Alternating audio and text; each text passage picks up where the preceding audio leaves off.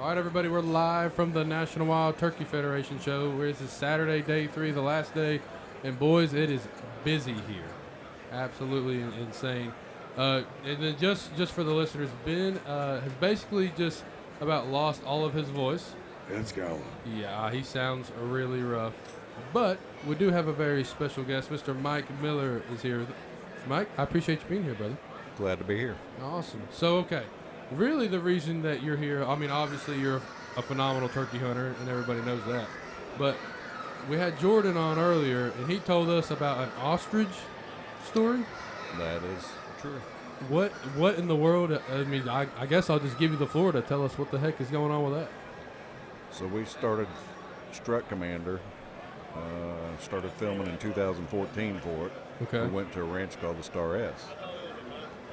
And we were struggling getting turkeys on film that morning. Every time they'd come in, they'd be on the other side of a high fence. Okay. Obviously, you don't want a fence in the shot.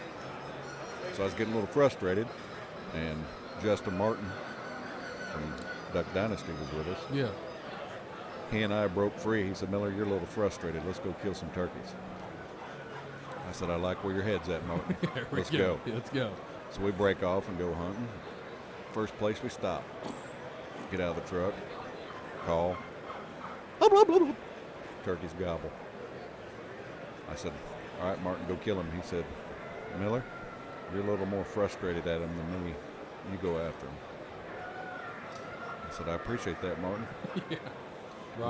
Loaded the gun up, and it's starting to light mist just a little bit. Birds are probably 250.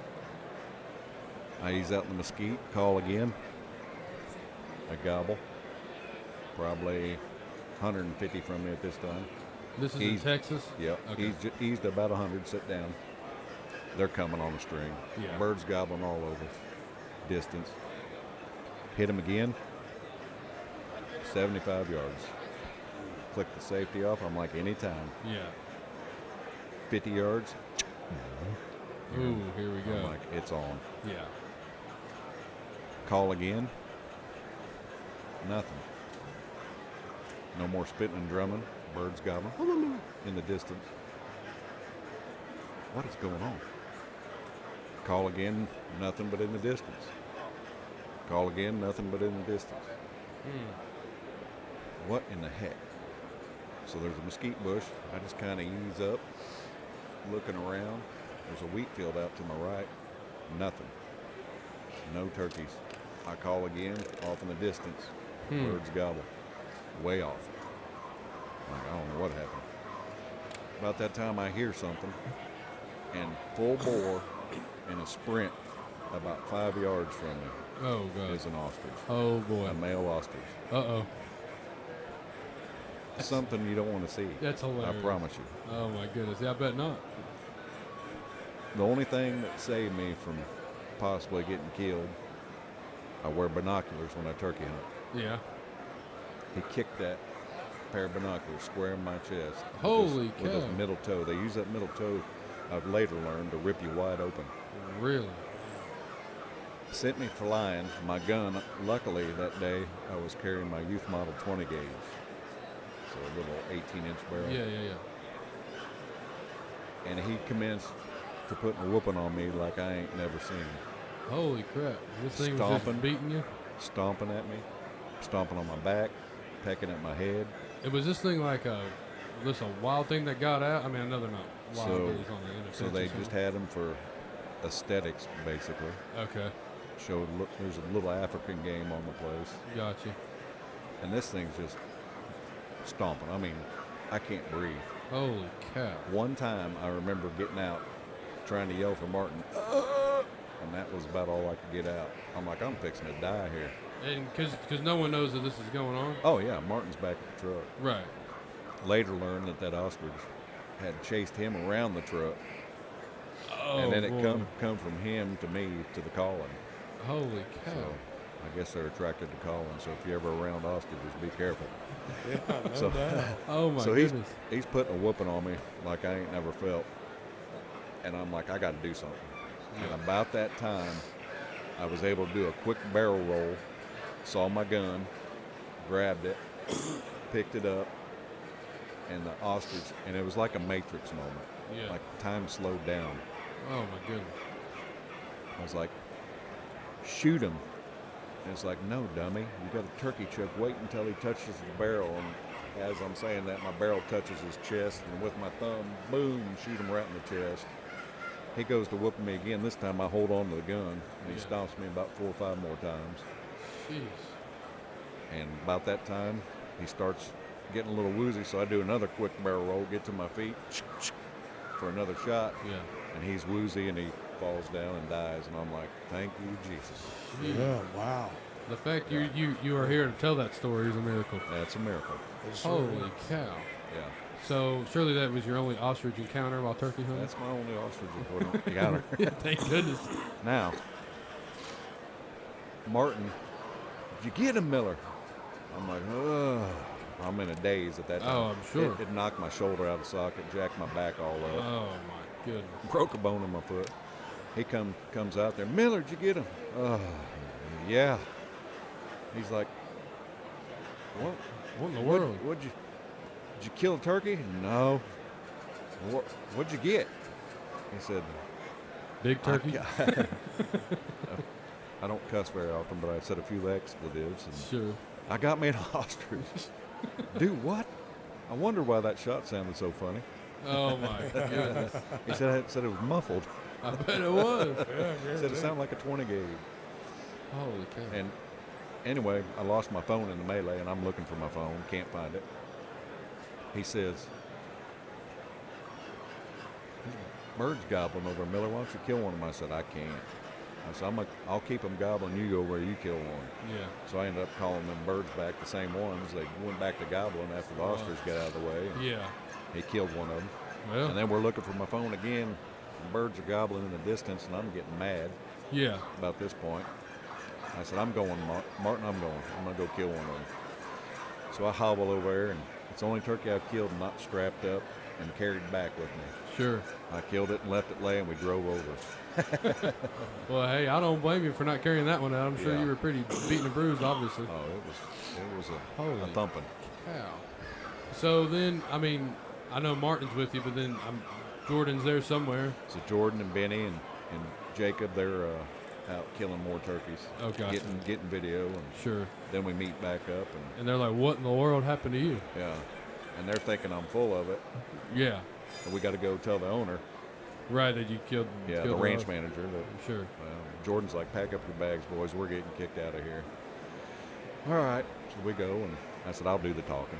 Yeah. So I go up to the door, knock on it. And Eric White was the manager at the time. He says, well, did you all kill any turkeys? And yes, sir.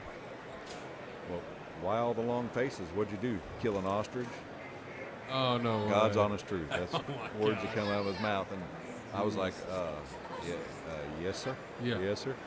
And they're like, whoa, are you all right? Yeah, And I you- said, well, a little dazed, but yeah, I'm fine. I'm breathing. I'm here. Yeah, exactly. I'm alive. Wow. Oh. And I said, well, how much I owe you for that ostrich? And he says, oh, nothing, man. I'm just glad you're alive. And jokingly, I said, well, I'm glad you said that because I'd have to sue you. Yeah, exactly. Holy cow. Yeah. So, yeah, I'd say that's your craziest turkey hunt story. Yeah. Yeah. And I also learned from Eric. He said, well, why you killed him? Why didn't you just pull his head down? He'd have went to sleep. Well, obviously didn't know that. Yeah, okay. Well, and then, good luck trying to kind of, remember that when you're getting stomped to death. Yeah, a little stressful at the time. Yeah, just a little. Well, hey, it sounds like that youth model did its job, though. It'll do a number on him. Yeah. The heavy shot, that was pre-TSS days. So. Yeah, exactly. Well, and, I think the coolest part is you got back up and went and killed a bird. Yeah. and That's that, pretty special. they processed the ostrich, and How was it? he said, well, cook it when you come back for deer season, buck commander, well, Yeah. you'll eat it then. Well, Adam's son Drake was in school, and we didn't leave till 3:30, didn't get there till 2:30 in the morning, and it was already gone. They ate it all, and they said it was fantastic. Well, I've never had it, but I'm sure it ain't too bad. So as a consolation prize, they bought me a pack of ostrich jerky. Well, there you go. There you go. Holy cow. So let me ask you this. When did you really get into this turkey hunting world as a profession, not just turkey hunting in general, but when did you see that, like, man, I could probably do this and, you know, film it and talk about it and sell product and all that? Probably about in 97, right Really? in that range, yeah. Wow. What were you doing then?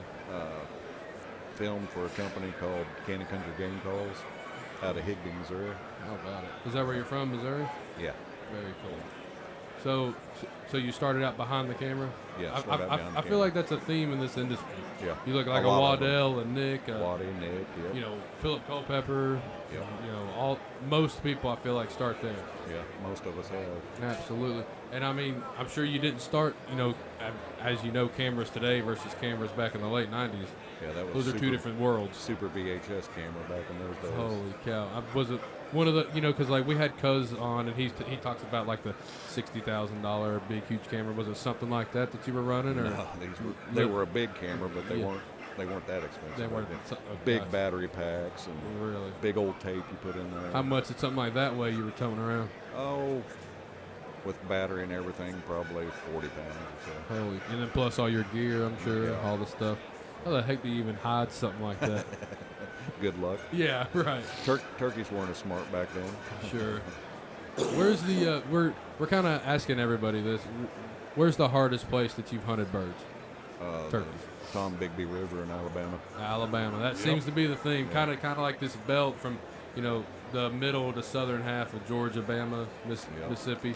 That kind of seems to be everybody's general answer. Public land, poor land. It's all tough hunting in Alabama. Yes, Yeah. it is. I kind of feel like if you can string one out there, you can string one out anywhere. Anywhere. Yeah. Now turkeys get tough anywhere you go. Well, for sure. They get pressured, even a Marion. Really. You know. Is that the thing you think is probably the, I guess, number one reason the people's success rate isn't that great? Is pressure? It's probably the Pressure. number one thing that kills that. Pressure for sure. Yeah. And then, now listen, I know you sell calls, but is overcalling a thing for sure? Yeah, it can be especially on public land where they've that's where been I was pressured going. hard. Yeah. Now opening day, obviously you can Kind of. call till you're blue in the face. Right. What do you do if you're, if, for someone that's listening and they're a hardcore public land guy and they're going out and it's middle of the season? What are some tips that they can do to kind of get a high pressured public land bird? Maybe not in Alabama, but just anywhere. Are there any tips? Being able to hear the spit and drum, just little subtle turkey noises. Being able to use the land, the lay of the land, use it to get in position on a bird. Scratching in the lead, anything, realism. Gotcha. Anything you can do to sound as real as you can get. Versus just keeping it simple with the yelps and clucks and purrs. Yeah. Added in a couple things. Just super light yelps. Really? Just Gotcha. light calling, especially up in the season. Do you try to still like do the locators early in the morning, or you gonna? I put that like away? the woods to come to life before First. I do anything. Yeah. Gotcha. If they're not gobbling, then I'll try and make one gobble. Crow call, owl call. Now, on that public land, especially the pressured birds, do you find it more successful in like a midday Yeah. versus going in first thing in the morning? Yeah. Usually around 9, most people are out of the woods, except for the hardcore hunters. Right. So maybe like that 9 to 10 or 9 to 12 or something, Absolutely. somewhere in there. Yeah.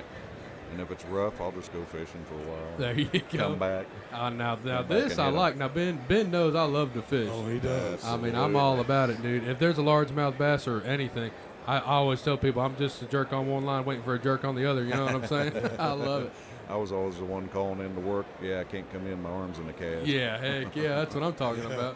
What do you like to fish for? Bass mainly, or just whatever's biting? Crappies, brim, Yeah. trout. You go fly fishing for trout, Annie? I have. Yeah. Yeah. That's That's what I'm fun. talking about. Mostly I use trout magnet. Fish the trout magnets for them or D2 jigs. Now I know you're the turkey guy, but me and you can probably have a good time on a river somewhere. Oh, I love fishing. I'm all about Almost that. as much as killing turkeys. Hey, I hear you. Almost. Yeah. So obviously turkeys is your favorite. Yeah, turkeys is it. Yeah. Do you do any big game like elk and anything like that? I've filmed them. Yeah. Because it kind of seems like it's in the same family as far as the communication, the calling, and all that. Yeah. I've never done it, but I would love to. I'm an opportunist. If something like this year on deer, Right. I was out checking my trail cameras, and there was a booner in front of me Oh boy. at like 50 yards, and I had my dog with me, and the dog's freaking out. Sure. And I'm like, calm down, girl. Long story short, when I checked trail cameras, the buck was blind in the right eye, and there was a fawn by that camera, and the fawn Whoa. had bounded off, Yeah. and it was not even paying attention to us. It was looking at that fawn that had bounded off, Huh. and we eased out of there. Yeah. And I called the wife, said, get me a tag. I hadn't even bought my tag yet, so she bought my tag. This is Missouri. Yeah. And I'd called our game wardens because I was like, I think this thing might have EHD. I didn't know at the time it was blinding the eye, but because it didn't run, I said, what do I got to do? And he's like, well, call the game. And I'm like, nah, I won't worry about a salvage tag. I'll just buy a tag and kill it. So I went home, got my crossbow, sighted it in, come back. The buck was about a half mile roughly. Oh, still there. Quarter mile, somewhere in there from where I saw him, and it was 90 degrees that day, October 3rd. Oh my goodness. I said, he's probably going to be in that creek. Right, trying to cool up. And luckily he was in that creek, and he was facing away from me. So I got down on my hands and knees, crawled up. There's a big log, just like a turkey. Wow. You know, I used terrain, whatever I got. Yeah. Crawled up there and shot. Well, I come up, and the buck was in the creek drinking water. I'm like, nobody's going to believe this. So I took my my high technology Yeah. Oh yeah. Let's check it out. phone out of my pocket. Oh, buddy. My flip phone. Holy cow. Yeah, he's not lying, And- folks. He has a flip phone in his hand. And snapped a photo of this buck in the water. Wow. Put my crossbow up on the log. Gave him a little kiss. He turned around and shot him right underneath the chin in the throat. He ran Wow. about 20 yards, and the rest is history. 181 and 3/8. Holy cow. Yeah, you're right. No one would have believed you. Nope. But I got the photos to prove it. Hey, I love it, dude. That's incredible, man. Yeah. Holy cow. So, have you been hunting pretty much your whole life? Yeah. Yeah. Since I was a little boy. Since killed first critter when I was 5 with my dad. Wow. BB gun. They were dove hunting, and Yeah. a dove was crippled, and they said, go see if you can kill that. And I killed it with my BB gun. Holy cow. Wow. Did you ever think that, like, your life would be just immersed in this world? I mean, Yeah, I always felt God was leading me somewhere. Yeah. I knew there was bigger purpose for me than working in a factory. right. And I always wanted to hunt and fish, and I missed time all the time to hunt and fish. So Wow. So, is obviously we're a faith-based podcast. I mean, is that faith is number one, obviously, for you? absolutely. Absolutely. Without him, we're nothing. Absolutely. So, what's your kind of message to people who are maybe a little lost in that world, but are hunters and they're trying to find God better? What's your kind of message to those folks? So I'll use Phil Robertson was inspirational, of course, Yeah, millions of folks' lives. absolutely. He was a big influence of mine. I filmed for him back in the day. Me and Oh. Jordy did. How cool. I'll use one of his analogies. He said, if you're on the fence about God, just think about, why is this, like now it's 2026. Yeah. Why is it 2026? What happened 2026 years ago that this is 2026? And get back to me. Wow. Yeah, there you go. I mean, That is powerful. Yeah, simple and powerful. wow.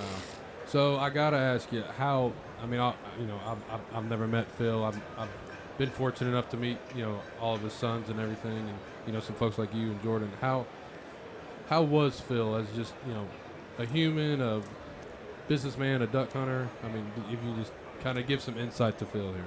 Phil was always straight to the point and the simplest man. He didn't need anything. Live off the land. So pretty much what folks saw on Duck What Dynasty. you saw on Duck was- Dynasty, that is Phil Robertson, Phil. 218. Wow.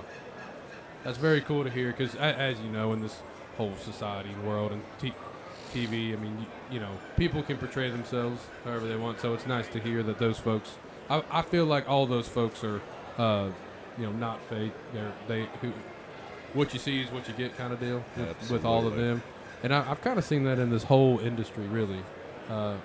I won't say whole industry, but most of our people are good and real and true to who they are. Absolutely. And I feel like that's just important in this world. I think there's too much, I'll say, fakeness out there. Right. And it's really nice. That's why I really love coming to this show. I tell people all the time, it's, me and 80,000 of my closest friends. Yeah. And it might be 100,000. Yeah, say I think this year we're gonna break the 6 figure. I mean, that's insane. Yeah, Phil, he was a simple man. What a lot of people don't understand, they think, man, he's a millionaire, Phil and Kay gave away the majority of what they made. Really? They sure Different did. charities and ministries Absolutely. and things. The whole Robertson family. Really? Well, I mean, we're just stewards. That's it. Of it. And it's not ours. Exactly. It's his. I'm a big Dave Ramsey guy, as far Absolutely. as, biblically based financial guy. And, I mean, he says the same thing. And he's just like, you will have the most fun you'll ever have with money is giving it and blessing other people. That's it. And that's where it's at. So, and obviously, I've seen him and Willie are friends, so I'm sure I've all met each other and everything. So, no doubt. I think it's awesome advice. As far as, of course you got to take care of what you got to take care of, but after that, I mean, at some point, how much is enough? Yeah. How much do you need? Yeah, and for someone that's simple and just wants to live on the river and shoot ducks and catch catfish, that's all he wanted to do. You don't need a whole lot to do that, really. Yeah. Kill a few squirrels. Yeah, and just be happy. Yeah. So, I mean, is the woods where you find the most, peace and everything? Absolutely, the woods is where it's at. Yeah, I tell people all the time, like, woods and water. Yeah, if you're trying to slow down, I got Best just place the place. to unwind. So, and I think this is important to kind of hear from folks like you. The reason I ask that is because turkey killing isn't what it's all about. Right. I mean, don't get me wrong. Oh yeah. I love shooting a turkey. I'm not Yeah. going to sit here and tell you I don't, but I got a feeling if that's all we're worried about, we're missing the point. Yeah. It's the eating it and giving thanks for where it came from. Yes. What's your favorite way to eat a wild turkey? I like the fried. Yeah, the fried nuggets. Yeah. I love it. Me and Ben, we do that. We just soak it in buttermilk, and we get this like catfish batter stuff. It's real crunchy. Mm-hmm. I forget exactly the brand of what it's called. Louisiana batter. Louisiana batter. In the blue bag. Yeah, that's a good one. It's good stuff, man. Yeah. Absolutely. I do. I got away from all the seed oils, and I fry everything in lard or tallow. Oh, there you go. And so I use, I'll marinate it in buttermilk ranch dressing, Okay. and I use Sachs sweet and spicy jalapenos. Ooh. I use the juice and all the jalapenos Holy cow. and marinate it in strips, cut real thin across the grain, Yeah. and then I fry them. And do it simple, just flour, and then season it, usually lemon pepper. Yeah.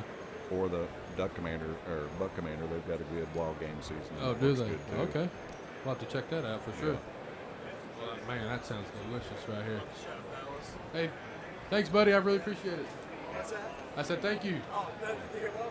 We are live from the turkey show. You never know what's going to happen Yeah. here, Mike. This is craziness, man. Oh, my goodness. Keep it real. That's it.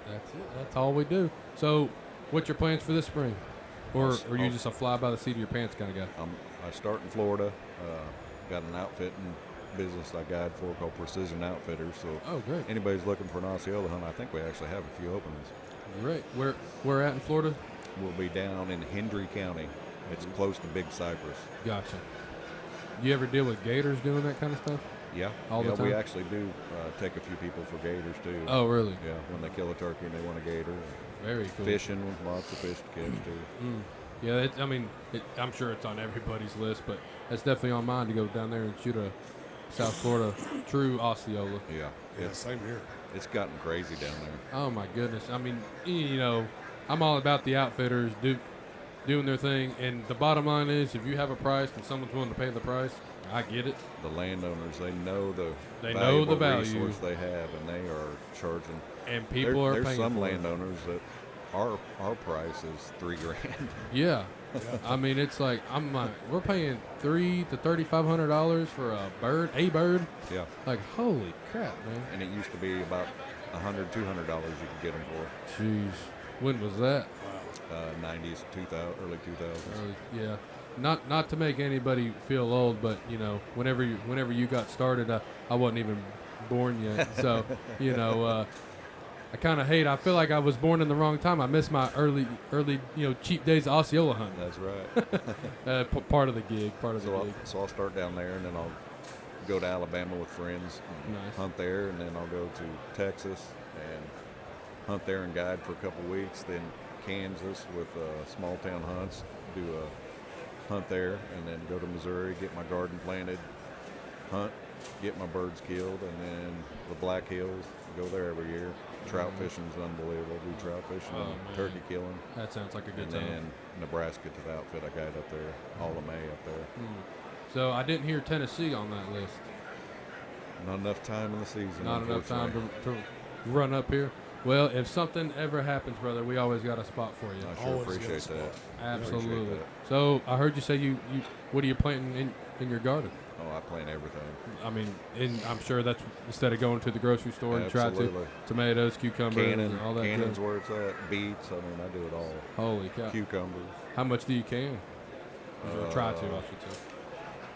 Shoot, More than enough. I couldn't even tell you how many how many quarts. So most of your diet is obviously the seed oils are out, and then Yeah. it's try to be Wild wild game. game and Yeah. whatever you grow. I cannot honestly tell you the last time I bought chicken, pork, other than bacon, and beef in the store.